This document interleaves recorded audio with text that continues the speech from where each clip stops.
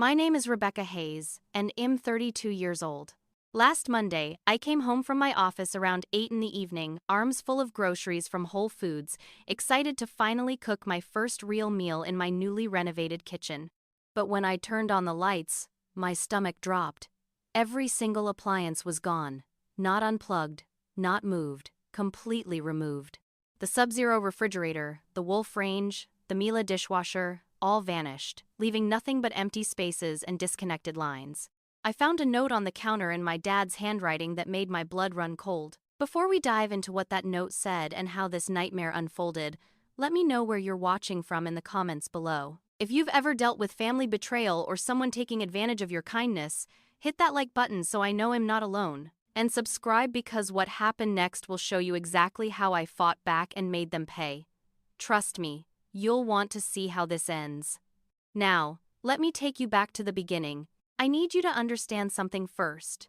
Everything I have, I earned myself. Nobody handed me anything. I started at a tech company in Seattle 10 years ago as an intern, fetching coffee and making copies, working ungodly hours while my friends were out enjoying their 20s. I climbed from that intern position to junior marketer, then senior marketer, then marketing manager, and finally to VP of marketing. The hours were brutal. Weekends disappeared into campaigns and product launches. My social life existed mostly through text messages and occasional happy hours. I'd leave early because I had presentations the next morning, but I did it. I made it to the top without anyone's help. 6 months ago, I bought my first house. Not a condo, not a townhouse, but an actual house with a yard and a garage in Capitol Hill, one of Seattle's most desirable neighborhoods. It was a fixer-upper. Sure. With outdated linoleum floors and walls painted a depressing beige that seemed to absorb light rather than reflect it. The electrical system needed upgrading, the bathrooms were stuck in 1975, and the kitchen looked like something out of a sad cooking show where they renovate disaster spaces. But it was mine. My name on the deed, my mortgage, my responsibility, my pride. I spent 6 months transforming that house. New hardwood floors throughout the main level, smooth and rich in a warm honey tone that made every room feel bigger. Fresh paint on every wall, soft grays and whites that created a modern, clean aesthetic. I hired electricians to rewire the entire house because I wasn't about to risk a fire. The bathrooms got new fixtures, new tile, new everything.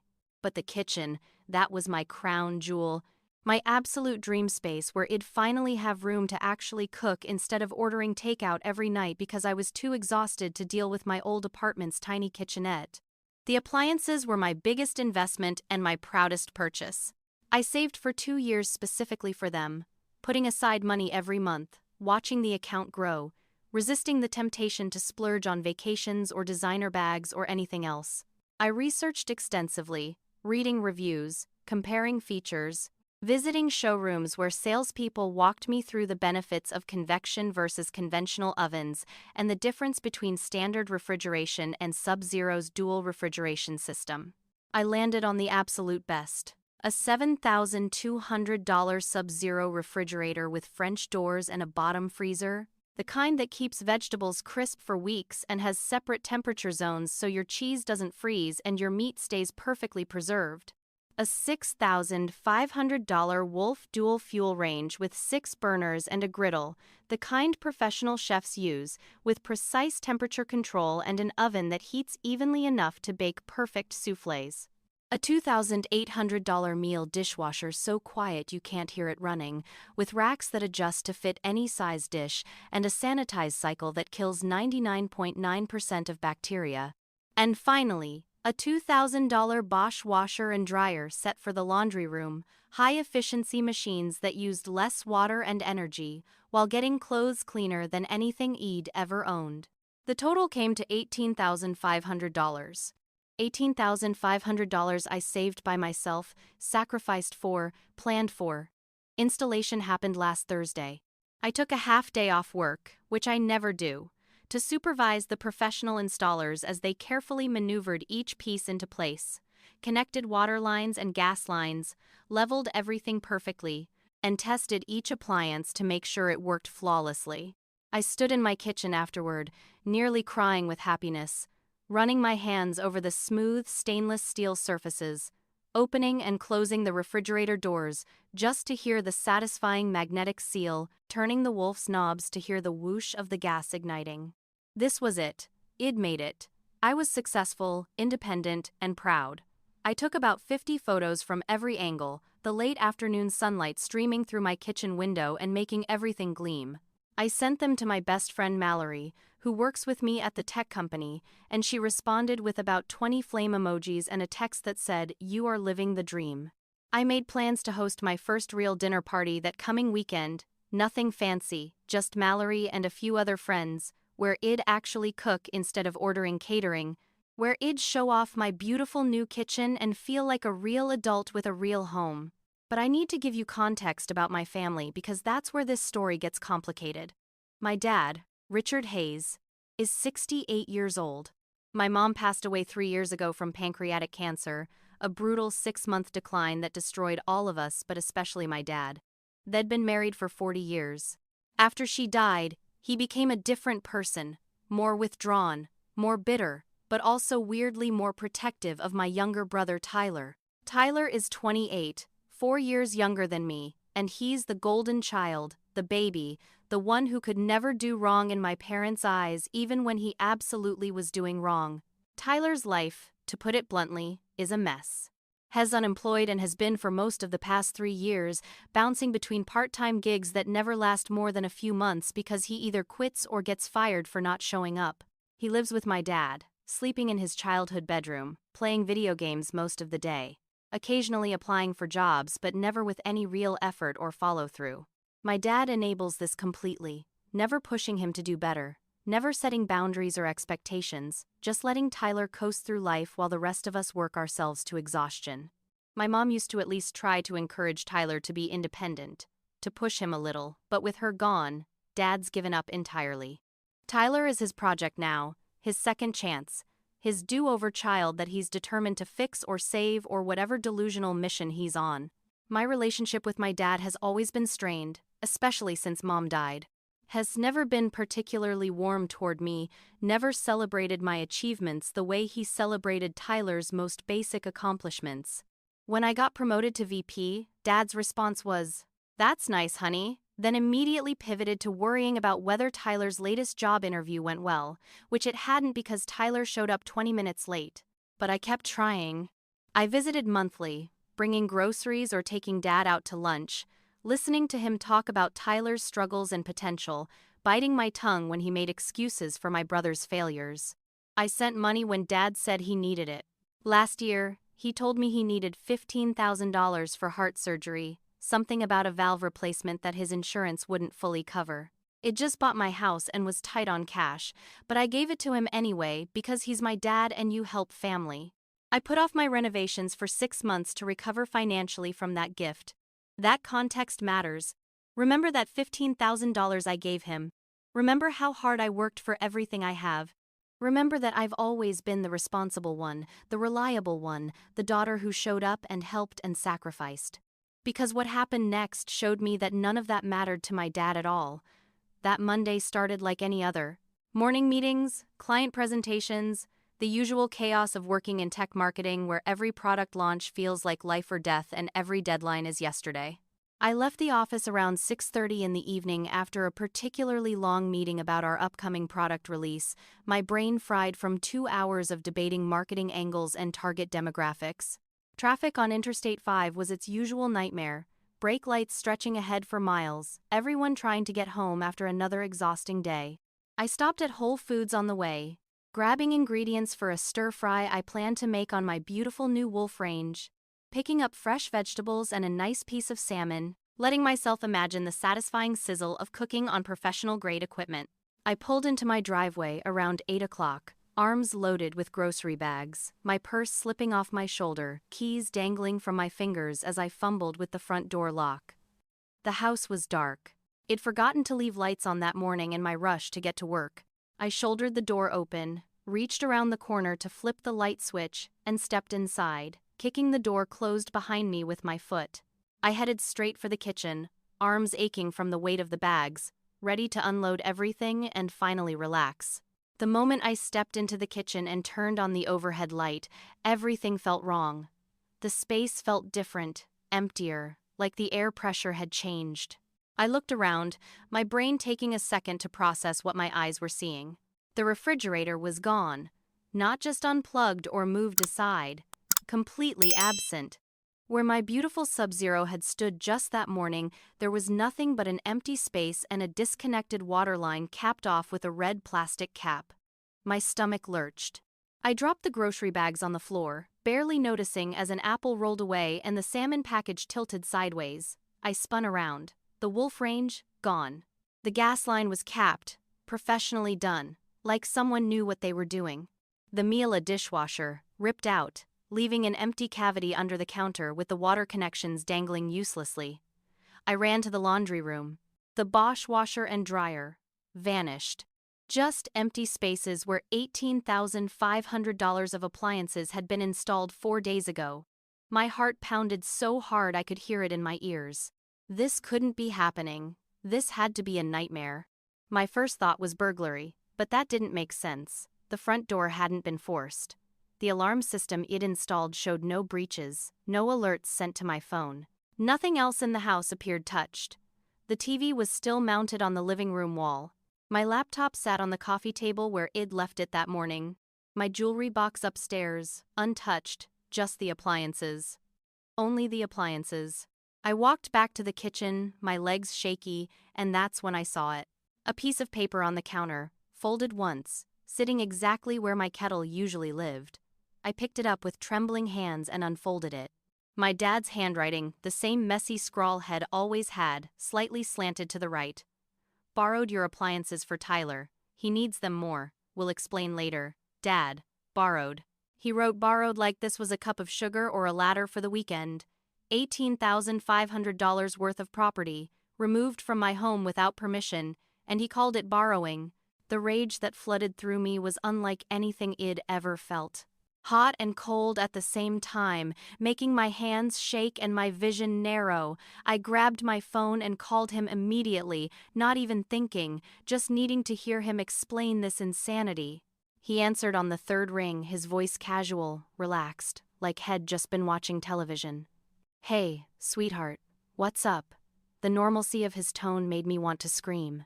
What's up? I repeated, my voice shaking. What's up? Dad, where are my appliances? Silence for a beat, then, oh, right. Yeah, I left you a note. Tyler needed them for his new apartment, so I picked them up today. Use that spare key you gave me. I couldn't breathe. You took $18,500 worth of appliances from my house without asking me? He sighed, that condescending sigh he always used when he thought I was being dramatic. Rebecca, don't be like this. Tyler's starting fresh, getting his life together. He needed appliances and couldn't afford them. You're successful, you make good money, you can buy more. This is what family does. We help each other. Help? I was shouting now, couldn't stop myself. Stealing isn't helping. Those appliances cost me 2 years of savings. I just had them installed last week. Dad's voice got harder. Money isn't everything, Rebecca. Your brother needed this. Has trying to turn his life around, and you'd rather he fail than give up some appliances? Stop being selfish. Selfish. He called me selfish for being upset about being robbed. Bring them back right now, I demanded. Tonight. Return everything exactly as it was, or I swear I will call the police.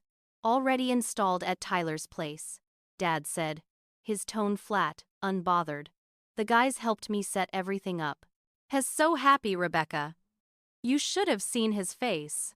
You'd really ruin that for him? You'd ruin his fresh start over material possessions? I couldn't believe what I was hearing. You had no right. That's theft. Legal. Actual theft. He laughed, actually laughed. It's not theft when it's family. You'll calm down in a few days and realize I did the right thing. Tyler needed this more than you did. If you don't return my property immediately, I'm calling the police and a lawyer. Dad's voice went cold. Do what you have to do. But think about what this will mean for us, for our family. Your mother would be ashamed of you right now, choosing things over your brother." He hung up. Just hung up on me. I stood there in my empty kitchen, phone still pressed to my ear, listening to the dial tone, my whole body shaking with a combination of rage and disbelief and something that felt like grief.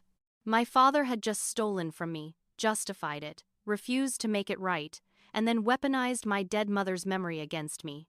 I don't know how long I stood there, staring at the empty spaces where my appliances should have been, my mind trying to process what had just happened.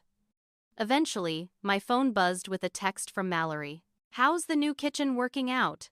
With shaking hands, I called her instead of texting back. She answered cheerfully. "Hey, did you cook something amazing tonight?" I couldn't even get words out at first, just a choked sound that was half sob, half angry grunt. "Rebecca? What's wrong?" Everything spilled out. The empty kitchen, my dad's note, the phone call, his refusal to return anything, the cruel comment about my mom. Mallory was silent for a moment, then said 3 words that made me start crying in earnest. "I'm coming over." She arrived 20 minutes later with a bottle of wine and a pizza because she knew my groceries were probably ruined on the floor where I'd dropped them, which they were. We sat in my empty kitchen, the overhead light casting harsh shadows on the gaps where appliances belonged, and I told her everything again, more coherently this time. Mallory's face went through several expressions, shock to anger to disbelief. "He literally just took your stuff? While you were at work?" I nodded. "Used the emergency key I gave him in case something happened to me, like a fire or medical emergency. Never thought he'd use it to rob me." Mallory, who's always been more pragmatic and less emotional than me, immediately went into problem-solving mode. "Okay, here is what you do. Document everything. Take photos of the empty spaces, the disconnected lines, everything. Save that note. Check if you have any security camera footage. Then call the police and get a lawyer. This is grand theft, Rebecca. It doesn't matter that he's your dad. The law is the law." I hesitated, the word police sitting heavy in my mind. I can't send my own father to jail. Mallory gripped my hand across the table. "He stole $18,500 from you. That's not borrowing. That's not helping family. That's theft. If some random person did this, would you hesitate?" She was right. Of course she was right. I pulled out my phone and started documenting. Photos of every empty space from multiple angles, close-ups of the disconnected water lines and gas lines and electrical outlets hanging uselessly. Photos of Dad's note, front and back, showing his handwriting and his casual admission of theft. Then I remembered my Ring doorbell camera. I opened the app on my phone, my hands still shaky, and scrolled back to that morning around 10 o'clock when I would have been in my meeting at the office. I found the footage at 10:47. The video showed my dad's old pickup truck pulling into my driveway, followed by a rental moving truck. My dad got out first, followed by Tyler and 2 guys I didn't recognize. Probably friends Tyler had bribed with beer or pizza or whatever minimal payment convinced people to help steal major appliances. I watched, my stomach churning, as they used my key to unlock my front door and enter my house like they had every right to be there. Multiple trips followed, the 4 of them struggling under the weight of the refrigerator, the range, the dishwasher, loading everything carefully into the rental truck. At one point, Tyler looked directly at the camera, close enough that I could see his face clearly. He was smirking, actually smirking, and said something to one of the guys that made them both laugh. I couldn't hear the audio clearly through the doorbell speaker, but I could read his lips well enough. "Shell, get over it." That moment, watching my brother laugh about stealing from me, ignited something new inside my chest. This wasn't just my dad making a misguided decision. Tyler knew exactly what they were doing. He knew it was wrong, knew it'd be devastated, and he didn't care. He thought it was funny. Mallory watched the footage over my shoulder, and I heard her sharp intake of breath. "Send that to yourself. That's evidence of breaking and entering." I forwarded the video to my email, then to Mallory's, creating backups because some paranoid part of me worried the footage might disappear somehow. I called in sick to work the next morning, the first time I'd taken an unplanned sick day in 3 years. My boss Kevin would understand eventually, but right then I couldn't face going into the office and pretending everything was fine when my entire world felt upended.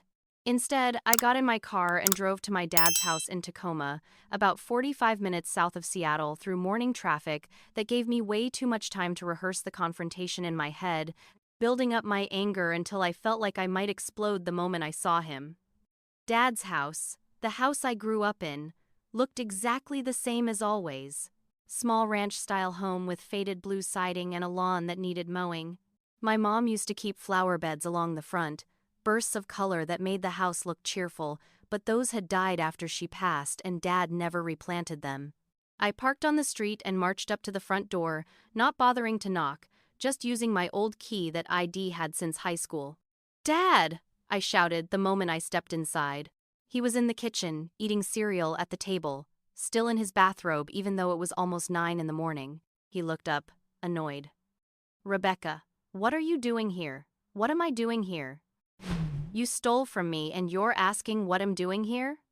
I slammed my phone on the table, the Ring footage queued up. "Watch this. Watch yourself and Tyler breaking into my house and stealing my property." Dad barely glanced at the screen. "I didn't break in. I used the key you gave me." The circular logic made me want to scream. "For emergencies. Not for theft." He pushed his cereal bowl away, standing up, his face hardening into that expression I knew meant Head decided I was being unreasonable and he was done listening. I made a parenting decision. Those appliances serve a better purpose with Tyler right now. Hess trying to get his life together, and you're trying to sabotage him. Where does Tyler live? Give me his address." Dad crossed his arms. "No. You'll go over there and make a scene." Of course it'd make a scene, I thought. "Tell me where he is, or I'll find out myself and it'll be worse." Dad's face twisted into something ugly. "You want to know something, Rebecca?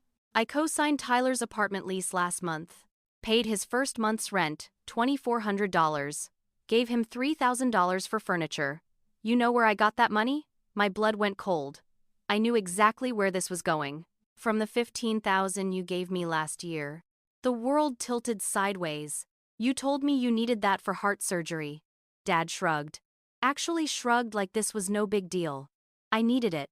I needed it to help your brother get on his feet, to give him a chance at independence.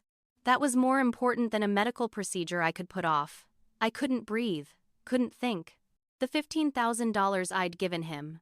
Money I'd scraped together by delaying my own renovation plans. Money I'd given him because I thought he might die without this surgery, had given it to Tyler instead.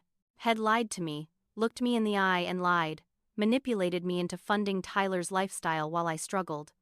"Your mother would be ashamed of your selfishness," Dad said, and that was the final straw. Something inside me broke cleanly, like a bone snapping. "Get out," I said quietly. "What?" Dad looked confused. "Get out of my life.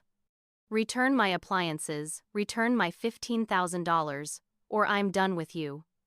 Completely done."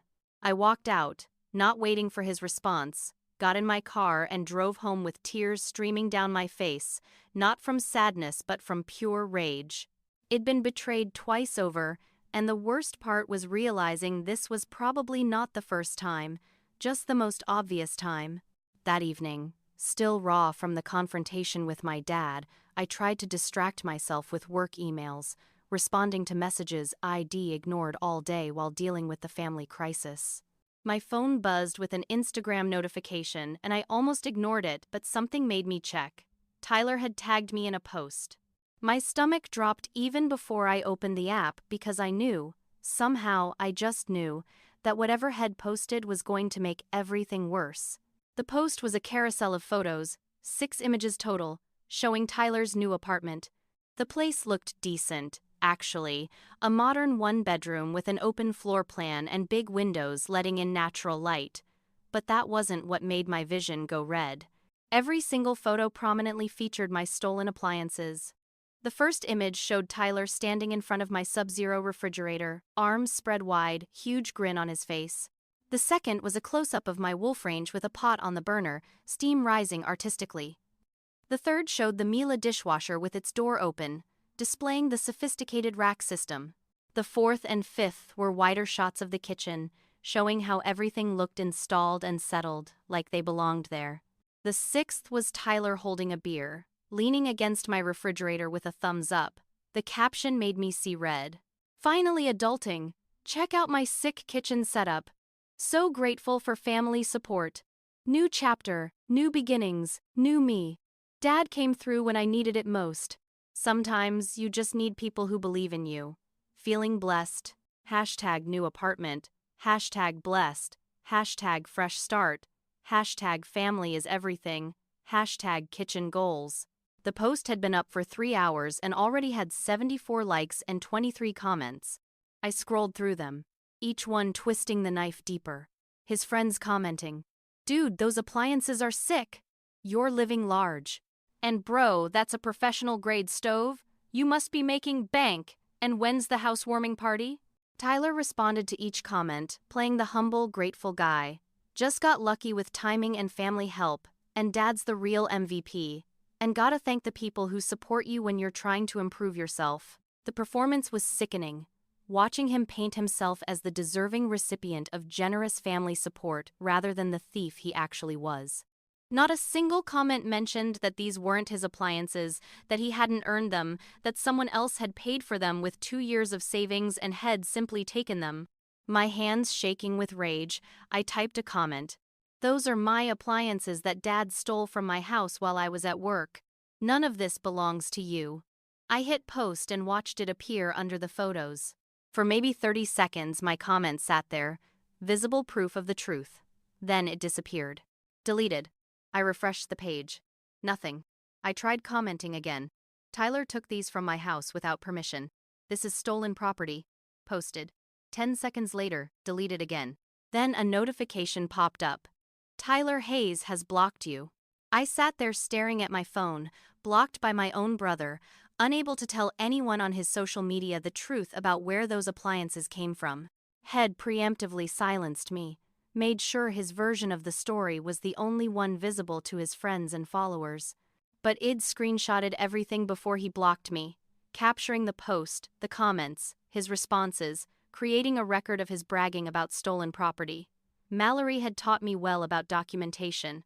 I tried calling Tyler's number, which I still had saved in my phone from the rare times ID needed to reach him over the years. He answered on the first ring, his voice cocky and amused. "Hey sis, miss me already?" The casual tone, like nothing was wrong, like he hadn't just committed a crime and then bragged about it online, pushed me over an edge I didn't know existed. "Take down that post," I said, keeping my voice level through sheer force of will. "Why?" "Just showing off my new place." I could hear the smirk in his voice. "Those are my appliances. Everyone thinks you bought them. You're lying to your friends." Tyler laughed, actually laughed. "Dad said I could have them. Not my problem you're upset about it. Maybe if you weren't so materialistic, this wouldn't bother you so much." Materialistic. The word hung in the air, absurd and insulting. I saved for 2 years for those appliances. I worked for them. You just took them. He sighed dramatically. "Rebecca, listen, you make 6 figures. Like, you're rich. You can walk into any store tomorrow and buy a whole new set of appliances without even checking your bank account. I'm broke. I have nothing. Dad saw a chance to help me, and he took it. That's what good parents do. Good parents don't steal from one child to give to another," I shot back. Tyler's voice changed, got harder, meaner. "Mom always said I was her baby. She always worried about me more than you because you were so independent and I needed more help. She'd want me taken care of. She'd want Dad to do exactly what he did, using our dead mother, again, as a weapon and justification." I felt something inside my chest crack wider. Mom would be horrified by what you've become. A 28-year-old man who steals from his sister and calls it help. You know what? Tyler's voice went cold. "If you make trouble over this, if you try to involve police or lawyers or whatever dramatic thing you're planning, Dad will never forgive you. As the only parent you have left, you really want to lose him too? Over appliances? Think about that." The threat was clear. Choose between keeping my father in my life and seeking justice for being robbed. And another thing. Tyler continued. I've already told the family you're being difficult. They're on my side. You'll be the villain here, not me. The successful sister who can't spare a few appliances to help her struggling brother. That's how everyone will see it. He hung up before I could respond. I sat there holding my phone, realizing that Tyler had already moved to control the narrative, already positioned himself as victim and me as villain, already built his defense before I even knew I needed to attack. He was better at manipulation than I'd given him credit for. Within an hour, Tyler's strategizing became evident. He posted in our family Facebook group, a private group with about 20 members including aunts, uncles, cousins, my dad, and me. The post was vague but clearly designed to paint a picture. It's sad when family turns on you for trying to improve your life. I'm finally getting my act together, finally trying to be responsible, and some people care more about material things than blood. Mom always said family should support each other. Miss her wisdom today. The comments started immediately. Aunt Linda, my dad's sister who'd always been judgmental and nosy, wrote, "What's going on, sweetie? Who's not supporting you?" Tyler responded, "Don't want to cause drama. Just dealing with someone who thinks possessions matter more than family relationships." Perfectly crafted to make him look like the mature one taking the high road while hinting that someone, clearly me, was being awful. Uncle Jim chimed in, "Rebecca, is this about you? Give your brother a break. Hez had a rough time." I hadn't even commented yet and I was already being called out. Cousin Sarah, who had always gotten along with, posted, "I don't know the whole story, but Tyler seems really hurt. Family is supposed to help each other." More comments piled on. Aunt Carol wrote, "Your mother would want you kids to get along. Life's too short for petty arguments." Uncle Pete added, "Whatever this is about, work it out privately. Don't air family business." The entire group was rallying around Tyler based on his deliberately vague post, rushing to support him without knowing any actual facts, without asking my side, without even considering that maybe there was a reason I might be upset. I typed out a response explaining the truth, that Dad and Tyler had stolen $18,500 worth of appliances from my house, that they'd broken in while I was at work, that Tyler was now bragging about stolen property online. My finger hovered over the post button, but I stopped. Tyler had set a trap. If I posted this, I'd look exactly like he said, someone causing drama, airing dirty laundry in a public family forum, choosing material possessions over family harmony. If I stayed silent, his version became truth by default. Either way, I lost. I didn't post. Instead, I took screenshots of everything. Tyler's vague posting, the comments supporting him, the family members already convinced I was the problem without hearing my side. More documentation for what was becoming a very thick file. That night, I lay in bed staring at the ceiling, my mind racing through everything that had happened in just 2 days. I'd been robbed, betrayed by my father, lied to about money. I'd given in good faith, mocked by my brother, blocked from defending myself on social media, and preemptively villainized by my extended family. I felt isolated, attacked from every direction, unable to fight back effectively because every move I made seemed to confirm Tyler's narrative that I was materialistic and selfish. Sleep didn't come until almost 4 in the morning, and when it did, I dreamed of my empty kitchen, the spaces where my appliances should have been growing larger and larger until they swallowed the whole house, leaving me standing in nothing but void. I woke up exhausted, my eyes gritty, my head pounding, knowing that I had to make a choice. I could let this go, accept the loss, preserve whatever remained of my family relationships. Or I could fight, knowing it would cost me everything but possibly regain my self-respect. By the time I showered and got dressed for work, I'd made my decision. I was done being the nice one. I was done accepting mistreatment for the sake of family peace. They wanted a fight? I'd give them a fight they'd never forget. Wednesday morning, I called the lawyer Mallory had recommended, an attorney named Mitchell Grant who specialized in family theft and estate disputes. His office was downtown Seattle, occupying the 14th floor of a sleek glass building with a view of Elliott Bay. The receptionist squeezed me in for a 2 o'clock appointment, which meant leaving work in the middle of the day, something my boss would notice but I couldn't avoid. I told Kevin I had a personal emergency and needed a few hours, keeping it vague, and he nodded with that expression of someone who knows not to ask questions but is definitely curious and concerned. Mitchell Grant's office was exactly what you'd expect from a successful attorney, all dark wood and leather chairs and framed diplomas on the walls. He was maybe 50, silver hair, sharp suit, the kind of person who radiated competence and authority. I sat across from his massive desk and told him everything, chronologically, from buying the appliances to finding them gone to the confrontations with Dad and Tyler to the social media attack. He listened without interrupting, occasionally jotting notes on a yellow legal pad, his expression neutral and professional. When I finished, he leaned back in his chair and steepled his fingers. "You have an exceptionally strong case. Let's review the evidence." He ticked off points on his fingers. 1. You have receipts proving you purchased the appliances. 2. You have ring camera footage showing your father and brother removing the property without your permission during hours when you were verifiably at work. 3. You have a handwritten note from your father admitting he took the items. 4. You have social media posts where your brother is displaying stolen property. 5. You have evidence that your brother sold some of the items, proving criminal intent beyond simple misappropriation. This isn't a gray area, this is textbook theft. He explained my options. Option 1. File a police report and pursue criminal charges. Grand theft in Washington state, anything over $5,000 in value, was a Class B felony carrying potential prison time. Option 2. Pursue civil litigation, suing for the return of property plus damages and legal fees. Option 3. Send a formal legal demand letter first, giving them one chance to return everything and compensate me before escalating. The demand letter is standard practice, Mitchell explained. It demonstrates good faith on your part, shows you tried to resolve this without court involvement. If they ignore it, which they probably will, it strengthens your case because you can show you gave them every opportunity to make this right. What about the $15,000 my dad lied about needing for surgery? I asked.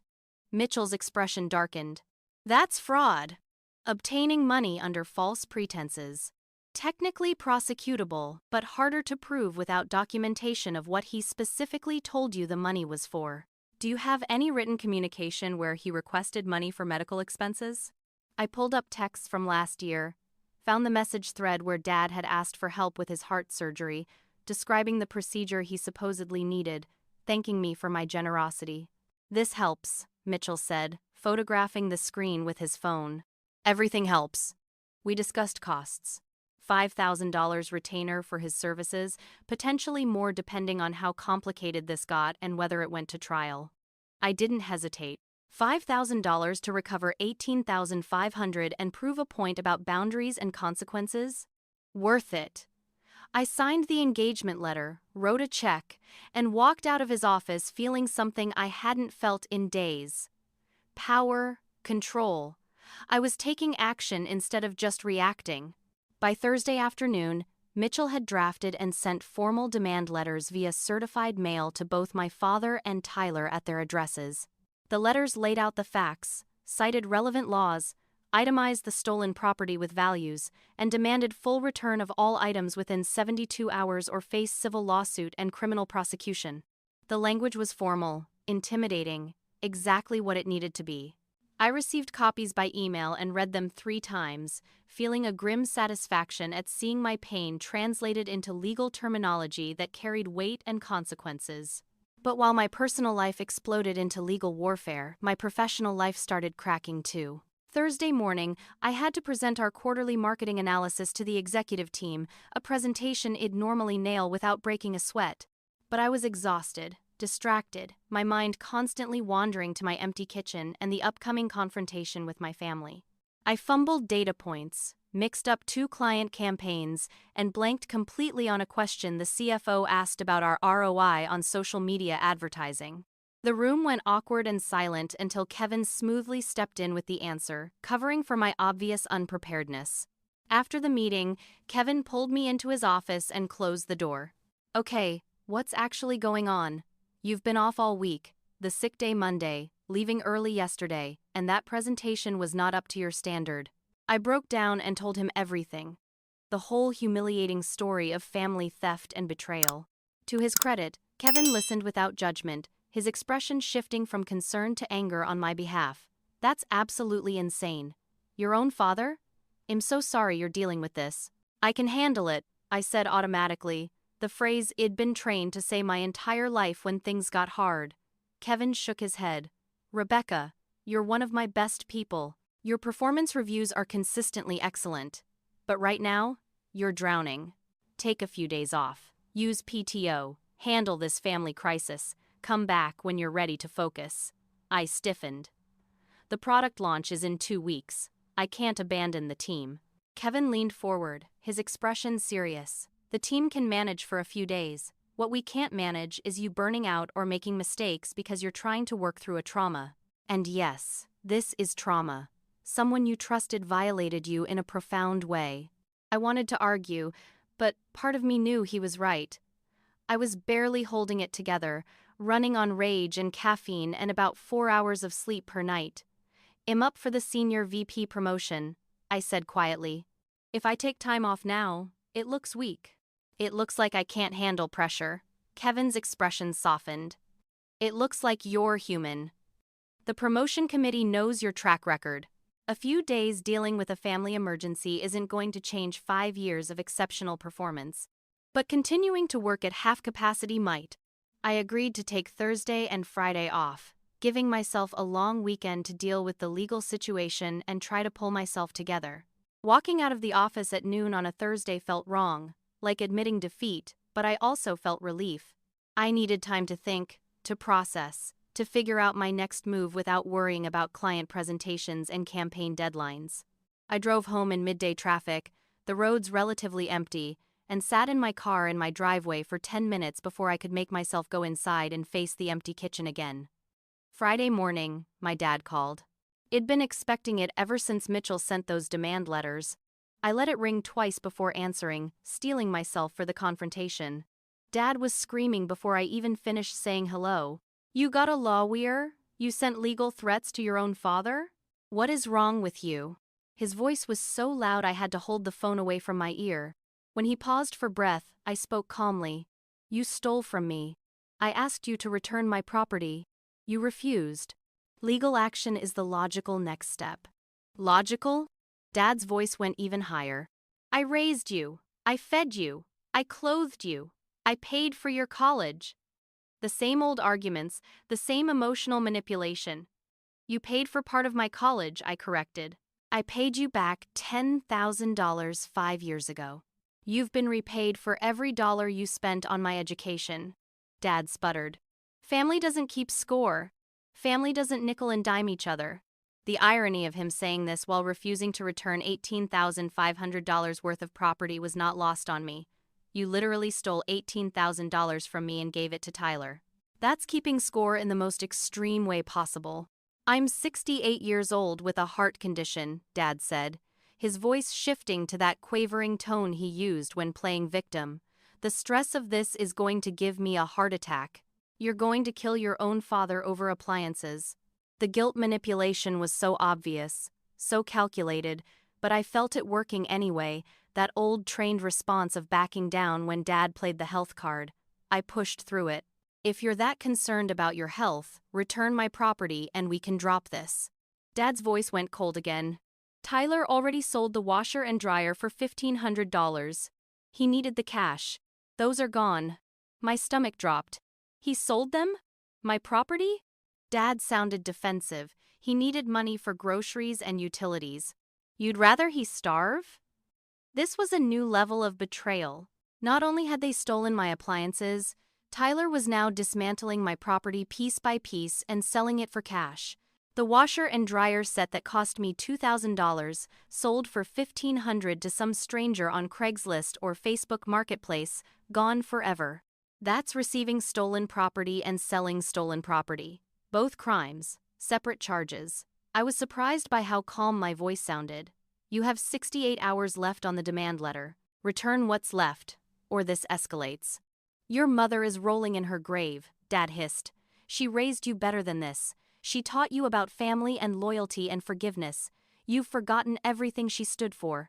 That one hit harder than the others. That weaponization of my mom's memory and values. But I thought about what Mom actually taught me, what she actually stood for. Hard work, honesty, fairness. She never tolerated my brother's laziness or Dad's excuses for him. She pushed me to be independent and strong. She'd be heartbroken by this situation, yes. But not for the reasons Dad claimed. Mom would be horrified by what you've done, I said quietly. Goodbye, Dad.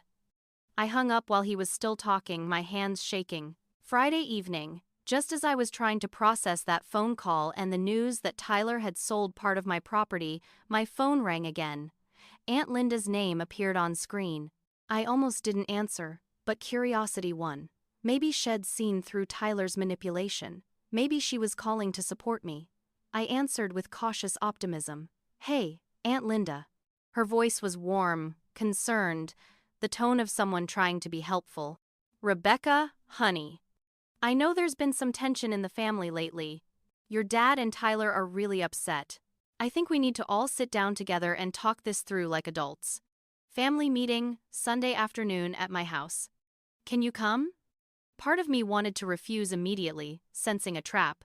But another part, the part that still hoped family could mean something good, wanted to believe this could be productive.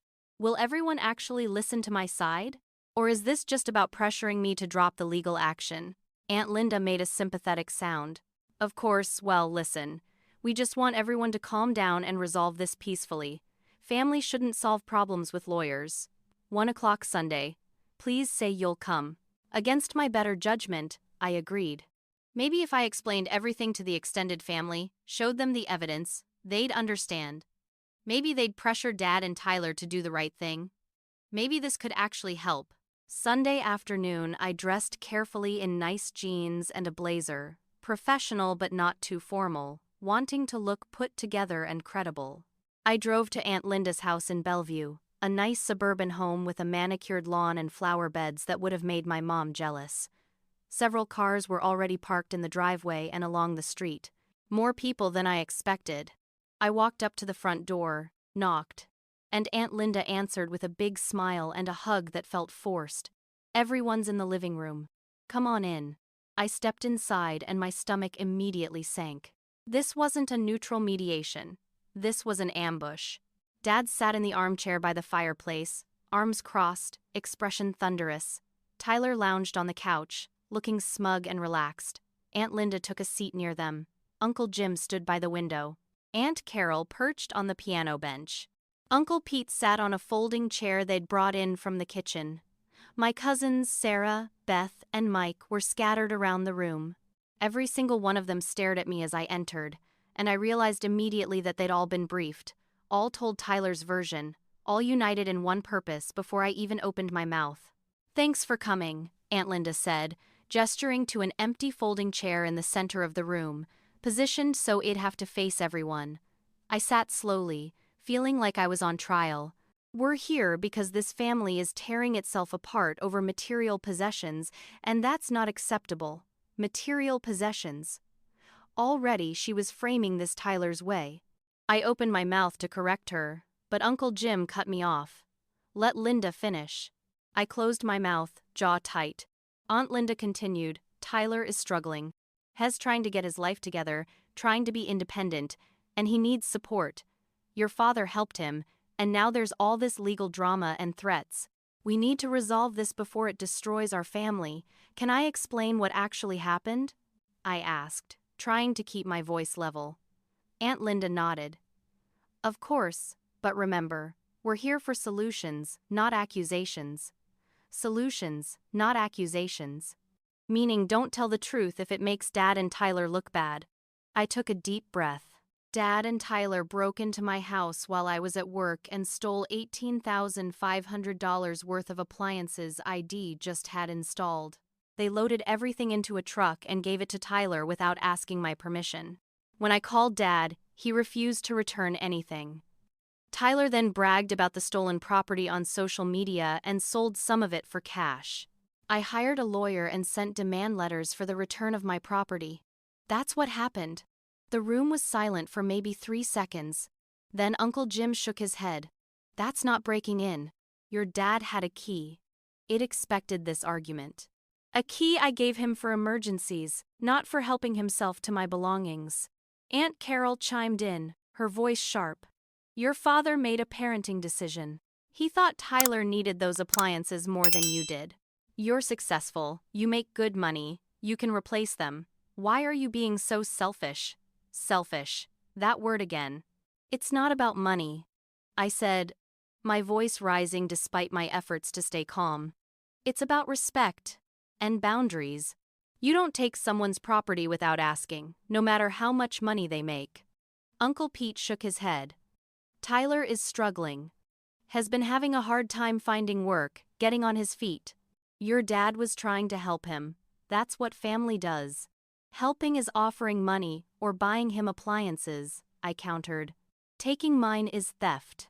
Dad finally spoke, his voice loud and angry. I made a decision as a father. Your mother would have wanted me to help Tyler. Those appliances serve a better purpose in his kitchen than yours. I turned to him. I'm 32 years old. You don't get to make decisions about my property. I'm not a child. Those appliances were mine, purchased with money I earned. Tyler leaned forward, putting on his best wounded expression. I just wanted a fresh start. Dad offered to help me, and I accepted. I didn't know it would cause all this. Now she's trying to put him in jail over kitchen appliances. Cousin Sarah nodded sympathetically. Over appliances? Really, Rebecca? You'd send your own dad to prison? I was losing control of the narrative again, watching them all get pulled into Tyler's victim act. It's not about the appliances themselves, it's about him stealing them. The value makes it a felony. I didn't create that law. Aunt Carol stood up, her face flushed with emotion. Your mother, God rest her soul, always worried about you. She worried you'd get so focused on your career that you'd lose sight of what matters. Family, love, loyalty. I guess she was right to worry. Using my dead mother against me, just like Dad did, just like Tyler did. I felt tears prickling behind my eyes but refused to let them fall. You want to know what Mom would think? I stood up, my voice shaking. Mom would be horrified that Dad lied to me, that he asked for $15,000 last year, told me he needed it for heart surgery, and then gave it all to Tyler instead. The room went silent. This detail hadn't been part of Tyler's story. Several faces looked surprised, confused. Uncle Jim frowned. What are you talking about? I pulled out my phone, pulled up the text messages from last year. Right here. Dad texting me about his heart surgery, how the insurance wouldn't cover everything, how he needed $15,000 for the procedure or he might die. I gave him the money even though it just bought my house and was tight on funds. There was no surgery. He gave it all to Tyler. Dad's face went bright red. That's private family business. You had no right to bring that up.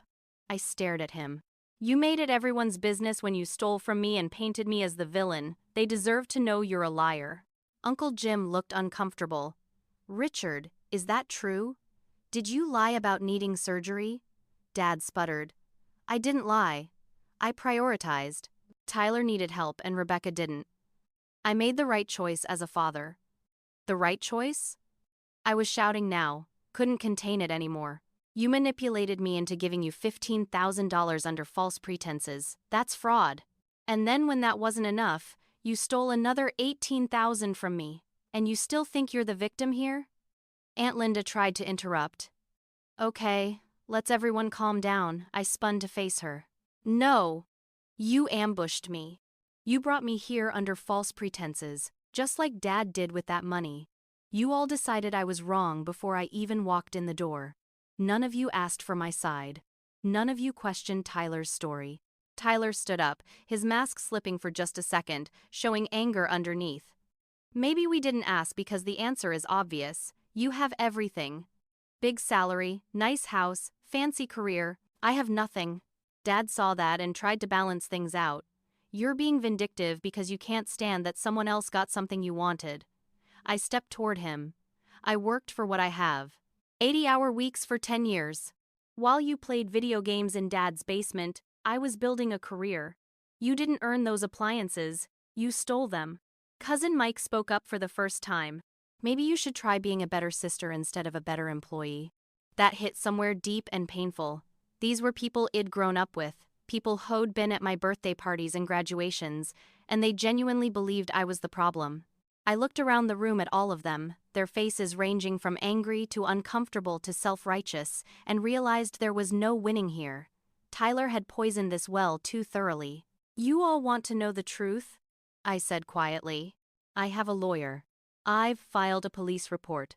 If my property isn't returned by tomorrow evening, I'm pressing full criminal charges against Dad and Tyler. Grand theft, fraud, receiving stolen property. All of it. Tyler's smirk vanished. Dad lurched out of his chair. You wouldn't dare! I walked toward the door. Watch me. I gave you chances to fix this. You refused. You mocked me.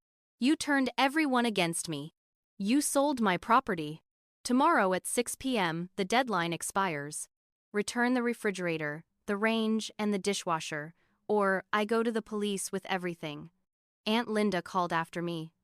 Rebecca, please, be reasonable. I turned in the doorway. I am being reasonable. Thieves go to jail. That's reasonable. I walked out, not waiting for responses, hearing the eruption of voices behind me as I closed the door.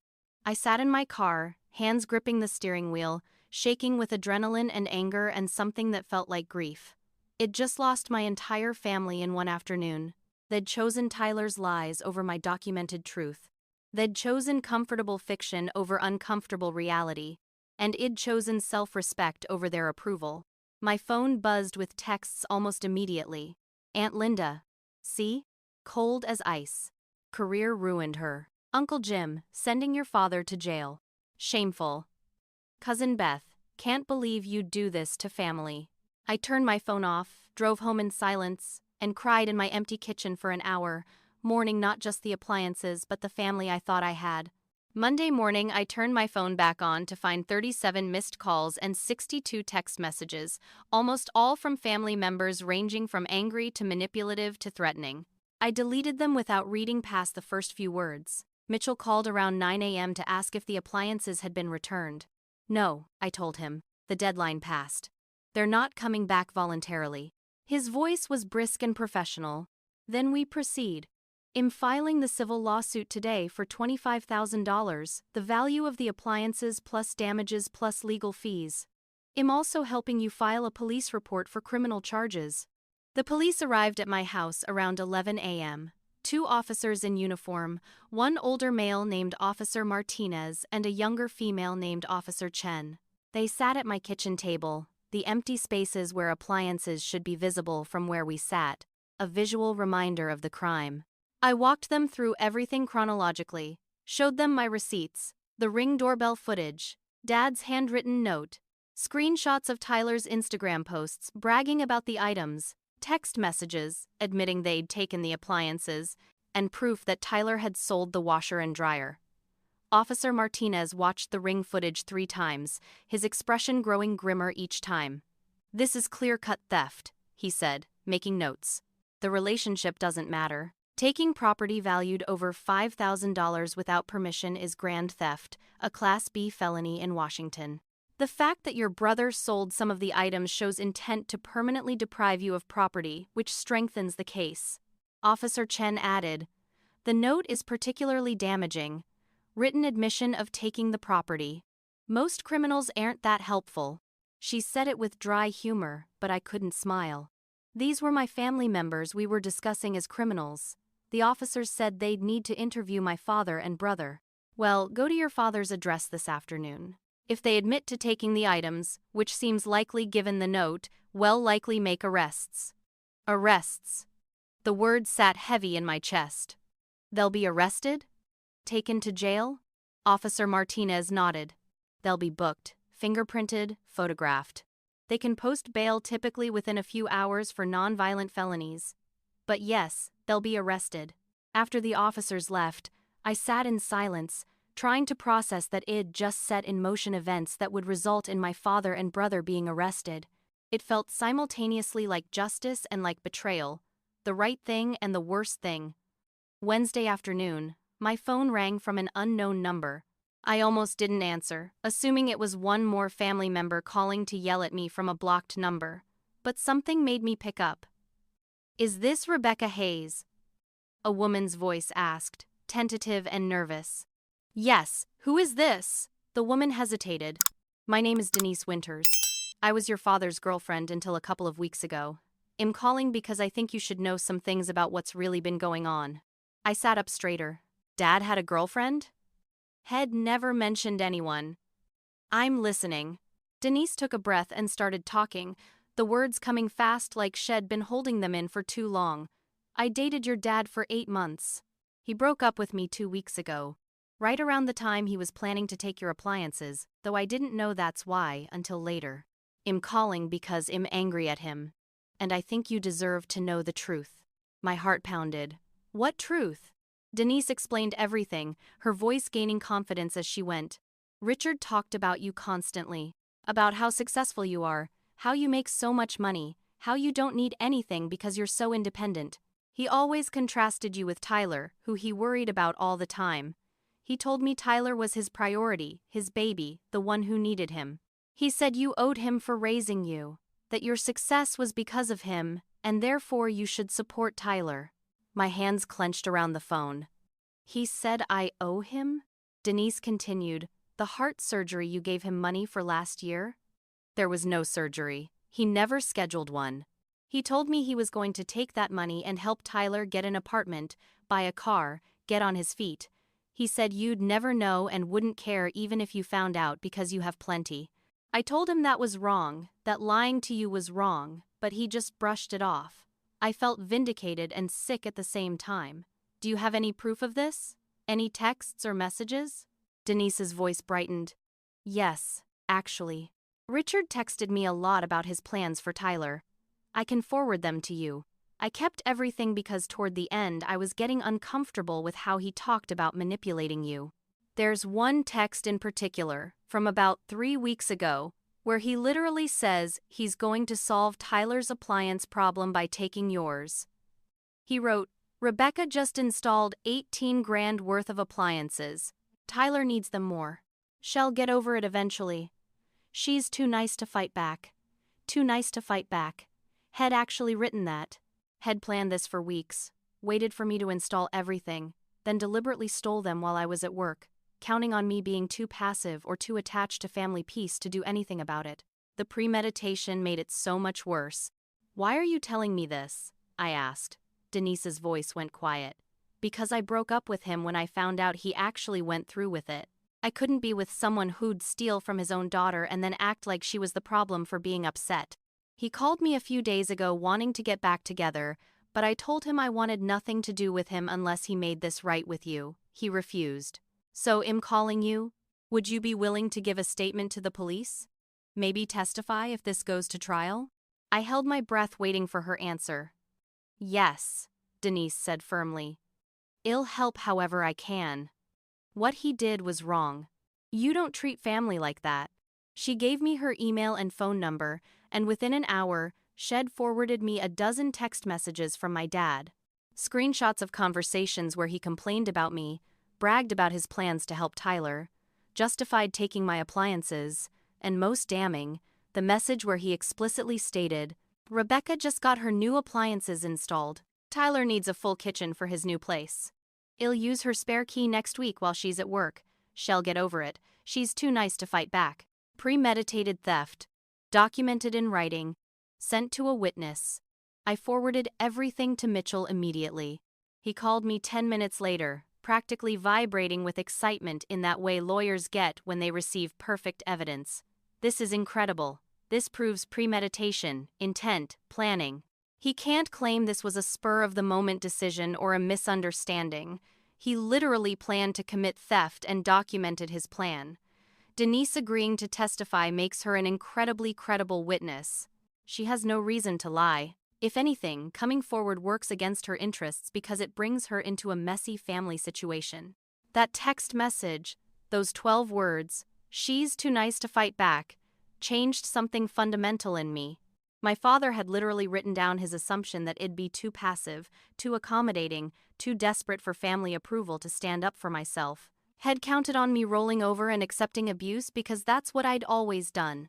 Every time Head favored Tyler, every time Head dismissed my achievements, every time Head guilt-tripped me into something I didn't want to do, it accepted it for the sake of peace. Well, I was done being predictable. I was done being nice. He wanted a fight? He was about to learn exactly how much fight I had in me. Mitchell moved fast. He presented Dennis's testimony and the text messages to the police, who moved the case up their priority list. Thursday morning, Dad and Tyler were arrested at Dad's house. I wasn't there to see it, but Uncle Pete called me, absolutely furious, to tell me all about it. The police came to Richard's house this morning. They put handcuffs on your father and your brother and took them away in police cars. The neighbors saw everything. You've humiliated this family. I felt a strange mixture of triumph and guilt. They humiliated themselves by committing crimes. Uncle Pete sputtered. They're out on bail now, $10,000 each that we all had to scramble to come up with, and they have mugshots and criminal records now. Are you happy? I wasn't happy, exactly. Vindicated, maybe. Relieved that actions finally had consequences. I'm satisfied that the legal system is working, I said calmly. Uncle Pete hung up on me.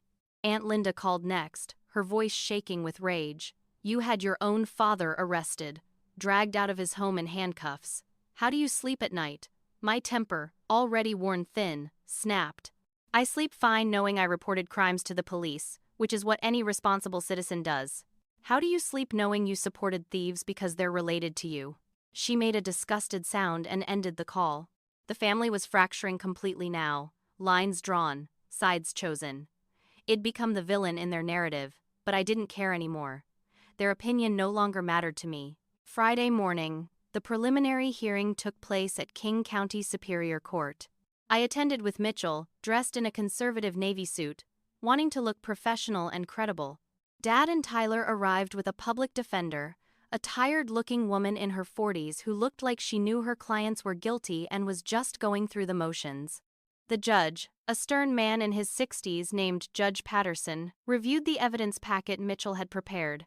The ring footage played on a screen in the courtroom. Dad's note was entered as evidence. The text messages to Denise were read aloud. Tyler's public defender tried to argue, Your Honor, this is essentially a family dispute over property, not a criminal matter. The defendants believed they had implied permission to access the residence and remove items for family use. Judge Patterson looked at her over his reading glasses.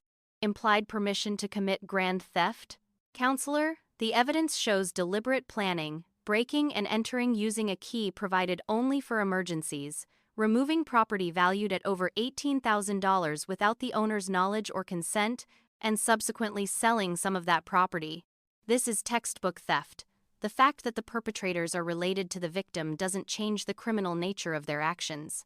The judge set bail, which had already been posted, and ordered Dad and Tyler to return the remaining appliances immediately or face additional charges of obstruction and contempt. He set a trial date for 3 months out. I strongly encourage the defendants to work with their attorney on a plea agreement, Judge Patterson said. This case is not going to get better for you at trial. The evidence is overwhelming. Outside the courthouse, Tyler approached me, his usual smugness replaced with something that might have been fear or might have been anger. Are you really doing this? You're actually going to send Dad to prison? Hez old, Rebecca. He could die in there. I looked at my brother, this 28-year-old man who'd never grown up, never taken responsibility, never faced consequences for anything. You both made your choices. You chose to steal. You chose to lie. You chose to mock me and turn the family against me. Now face the consequences. Dad stepped up beside Tyler, his face red and angry. When I'm dead, and I'm gone, you'll regret this. You'll realize you destroyed your only family over material possessions. Your mother's memory deserves better than this. I turned to face my father fully. You used Mom's memory against me more times than I can count. You invoked her name to manipulate me, to guilt me, to justify stealing from me. Mom taught me to work hard, be honest, and stand up for myself. That's exactly what I'm doing. If she were alive, She'd be ashamed of you, not me. I walked away while Dad was still sputtering, feeling lighter than I had in weeks. The following Tuesday, Dad and Tyler's attorneys contacted Mitchell about a plea agreement. They wanted to avoid trial, avoid prison time, avoid having this drag out in public court where more people would learn the details. The negotiation took 3 days. Finally, they agreed to plead guilty to reduced charges. Dad would plead guilty to conspiracy to commit theft, a lesser charge that carried probation instead of prison time. Tyler would plead guilty to theft and receiving stolen property. Both would pay restitution, be sentenced to probation, and have criminal records. They'd also have to return the remaining appliances and pay my legal fees. 2 weeks later, the sentencing hearing took place. Judge Patterson accepted their guilty pleas and handed down sentences. Dad received 2 years probation, was ordered to pay me $12,000 in restitution, and had to perform 100 hours of community service. Tyler received 1 year probation, was ordered to pay me $12,500 in restitution to cover the sold washer and dryer at their full value plus additional damages, and also got community service. Both were ordered to pay my legal fees, which totaled $8,000. Combined, I'd received $32,500 plus my remaining appliances back. The appliances were returned that weekend. Dad and Tyler, along with 2 movers that hired, brought the Sub-Zero refrigerator, Wolf range, and Miele dishwasher back to my house. The items showed damage from being removed and reinstalled elsewhere. Scratches on the refrigerator doors, a dent in the range's side panel, scuff marks on the dishwasher. I documented every bit of damage with photographs, planning to include them in my insurance claim. The insurance company was pursuing their own lawsuit against Dad and Tyler for the cost of repairs or replacement. Tyler's apartment situation collapsed too. His landlord, doing routine verification, discovered that Dad had lied on the lease application about his income and ability to co-sign. The landlord started eviction proceedings. Within a month, Tyler was back living in Dad's house, right back where he'd started, except now with a criminal record that would make getting an actual job significantly harder. Dad's social standing in his neighborhood tanked when news spread about the arrest and conviction. His neighbors, who'd always thought he was a devoted father and upstanding citizen, suddenly avoided him. His church group, where he'd been an active member, quietly asked him to step back from volunteer positions. He'd built a reputation as a good man, and I'd exposed the truth underneath. He hated me for it. The extended family fractured along predictable lines. Aunt Linda and Uncle Jim remained firmly in Dad and Tyler's corner, refusing to admit they'd been wrong about anything. But others started reaching out. Cousin Beth called to apologize. I didn't know the whole story. Tyler painted you as the bad guy, and we all just believed him. I'm sorry. Uncle Pete sent a long email admitting he'd been wrong to jump to conclusions, that he should have listened to my side before taking a stance. Aunt Carol stayed neutral, not apologizing but also not attacking me anymore. The family would never be the same, but at least some members were capable of acknowledging truth. I started therapy the week after the sentencing, seeing a counselor who specialized in family trauma and estrangement. Dr. Sarah Chen helped me process everything that had happened, helped me see patterns that stretched back to childhood. Dad had always favored Tyler, always expected me to be the responsible one while Tyler got endless chances and excuses. Mom had been a buffer, someone who occasionally stood up for me or pushed Tyler toward accountability. With her gone, Dad's favoritism became extreme, toxic, ultimately criminal. You've been trained your whole life to put family peace above your own well-being, Dr. Chen said during one session. Learning to prioritize yourself isn't selfish. It's healthy. I had the locks changed on my house, every single one, so Dad's old key wouldn't work even if he tried. I installed a comprehensive security system with cameras covering every entrance and motion sensors that would alert me and the police if anyone tried to break in. I set boundaries I should have established years ago. No more giving money without written agreements. No more accepting guilt trips. No more sacrificing my well-being for people who wouldn't do the same for me. The appliances, once reinstalled and repaired by professionals my insurance paid for, looked beautiful in my kitchen again. But they meant something different now. They were symbols of standing up for myself, of refusing to be a doormat, of choosing self-respect over dysfunctional family approval. 3 months after the sentencing, I got the promotion to senior VP. The promotion committee had been aware of my family situation and, as Kevin predicted, judged me on my 5-year track record rather than one difficult month. My salary jumped to $185,000 annually, a significant increase that felt like validation of all those years of 80-hour weeks and sacrificed weekends. The restitution money, $32,500, came in installments over those 3 months as Dad and Tyler made court-ordered payments.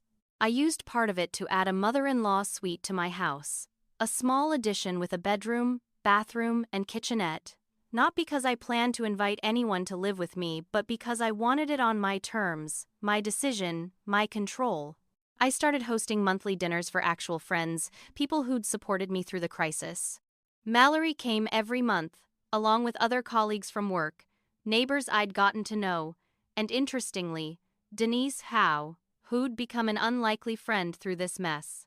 We'd bonded over shared experience with Dad's manipulation, and she was funny, smart, and had excellent taste in wine. These dinners, with people who genuinely wanted to be there and respected me, felt more like family than my actual relatives ever had. We laughed, cooked together on my hard-won appliances, and built relationships based on mutual respect rather than obligation. I joined a support group for adults with toxic family members, meeting every other Tuesday evening in a church basement with 8 other people navigating estrangement or difficult relationships. Hearing their stories, realizing I wasn't alone in experiencing family dysfunction, helped immensely. One woman, Patricia, shared how her mother had stolen her identity and ruined her credit. Another man, James, talked about his brother who'd embezzled from their family business. My story didn't seem quite so dramatic in that context. We were all just people learning to set boundaries and survive families who should have protected us but chose to harm us instead. 6 months after the trial, Dad sent an email. A long, rambling message that started with weak apologies and quickly devolved into justifications and excuses. I wasn't thinking clearly. Tyler needed help and I made a mistake in how I helped him. I never meant to hurt you. Family should be able to forgive. Your mother would want us to reconcile. The email ended with, "Can we talk? I miss my daughter." I read it 3 times, let it sit for a week, and ultimately decided not to respond. Maybe someday it'd be ready to talk to him, to consider forgiveness, but that day wasn't today and might never come. I'd learned that forgiveness isn't something you owe people, especially people who aren't truly sorry and haven't changed. Tyler never reached out directly, but I heard through cousin Beth that Head created a new Instagram account after I'd blocked his old one. His posts were vague posts about betrayal and family who abandon you when you're struggling. I didn't look for the account, didn't care enough to seek it out. He was living the same life Head always lived, blaming others for his problems, expecting the world to hand him things he hadn't earned. Some people never change. The extended family settled into a new normal. Aunt Linda remained firmly opposed to me, making occasional passive-aggressive comments in the family Facebook group that I eventually left. Uncle Jim apologized through cousin Beth, too proud to reach out directly but willing to admit through intermediaries that Head been wrong. Cousin Sarah sent me a heartfelt message saying it inspired her to set boundaries with her own controlling mother, that watching me stand up for myself had given her courage to do the same. Uncle Pete invited me to Thanksgiving that year, making clear Dad and Tyler wouldn't be there, wanting to maintain a relationship separate from the drama. I went, cautiously, and it was actually pleasant. I started dating someone from work, a guy named Philip from the product development department who I'd always thought was attractive but never pursued because I was too focused on my career. We got coffee, then dinner, then started spending weekends together. He knew the whole story about Dad and Tyler because office gossip travels fast, but he never judged me for it. "You stood up for yourself," he said simply. "That's admirable, not shameful." The relationship was built on honesty and mutual respect, 2 things I'd learned were non-negotiable. When Philip wanted to meet my family after we'd been dating for 3 months, I laughed and said, "That's complicated," then explained exactly how complicated. He took it in stride.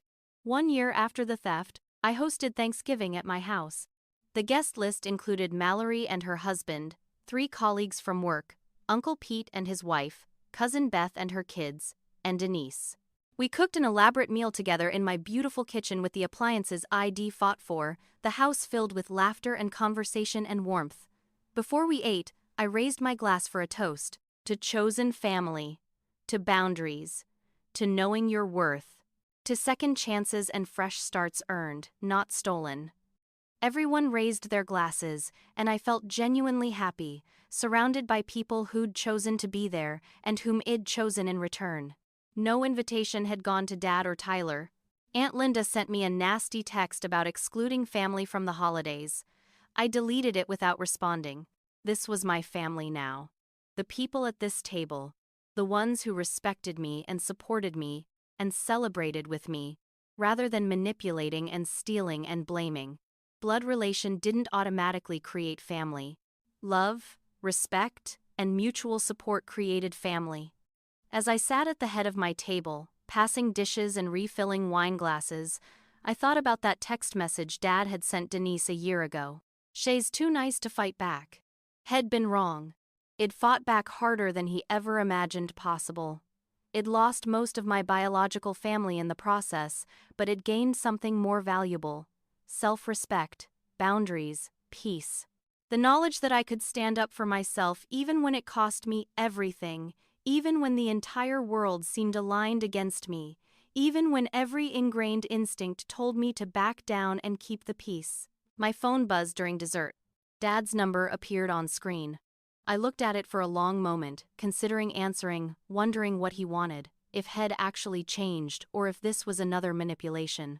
Then I set the phone face down on the table without responding. Philip, sitting beside me, squeezed my hand. "You okay?" he asked quietly. I nodded. "Yeah, I'm good." And I was. Better than it'd been in years, maybe better than it'd ever been. The next morning, I stood in my kitchen making coffee, sunlight streaming through the windows and warming the hardwood floors I'd chosen, in the house I'd bought, with appliances I'd fought for and won back. My Sub-Zero refrigerator hummed quietly, perfectly maintaining the temperature of fresh vegetables and good cheese. My Wolf range stood ready for whatever meal I wanted to create. My Miele dishwasher waited to silently clean whatever dishes I generated. They were just appliances. Metal and circuits and engineering. But they represented something bigger. Independence. Strength. The refusal to accept mistreatment just because it came from family. Some people will always take if you let them. They'll take your money, your property, your peace of mind, your self-respect. They'll justify it with blood relation and guilt trips and manipulation. They'll paint themselves as victims when you finally say no. They'll turn others against you for refusing to be a doormat anymore.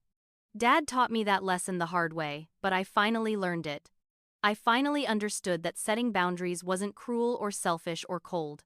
It was necessary. It was healthy. It was the only way to survive in a family that saw my success as a resource to be exploited rather than an achievement to be celebrated. Would I reconcile with Dad someday? Maybe. If he genuinely changed, genuinely apologized without justifications or excuses, genuinely respected my boundaries. But I wasn't holding my breath. And I'd learned that I didn't need his approval or his presence in my life to be happy. I had friends who'd become family. I had a career I'd built myself. I had a home that was truly mine, protected and secure. I had self-respect and peace and the knowledge that I'd stood up for myself when it mattered most. Dad had counted on me being too nice to fight back. Tyler had counted on me prioritizing family peace over justice. Aunt Linda and the others had counted on me accepting their judgment and backing down. That'd all been wrong. I fought back, and I won. Not because I wanted revenge, though there was satisfaction in seeing consequences finally catch up to people who'd faced none for too long. I won because I learned my own worth, learned to value myself as much as I valued family harmony, learned that sometimes the healthiest thing you can do is walk away from people who refuse to treat you with basic respect. So here's what I want you to take away from my story. Have you ever had family members take advantage of your kindness? Have you ever been told you're selfish for setting boundaries? Have you ever chosen family peace over your own well-being? Drop a comment below and share your story. You're not alone in dealing with toxic family dynamics.